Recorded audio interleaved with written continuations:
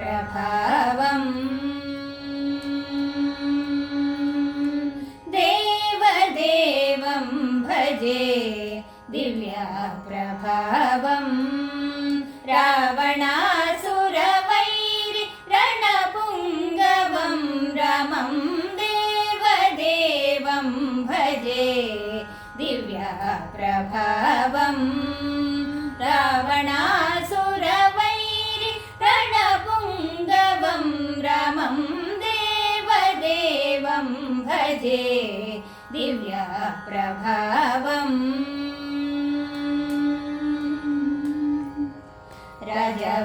रजवरशेखरं रविकुलसुधाकरम् आजानुबाहुं नीलाभ्रकायम् रजवरशेखरं रविकुलसुधाकरम् आजानुबाहुं नीलाभ्रकायम् राजादिकोदण्ड राजदीक्षा गुरुम्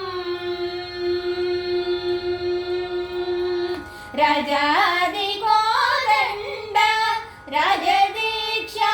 गुरुम् राजीवलोचनं रामचन्द्रं रामं देवदेवं भजे दिव्या प्रभावम् रावणासुरवैरि रणपुङ्गवं रामं देवदेवं भजे दिव्या प्रभावम्।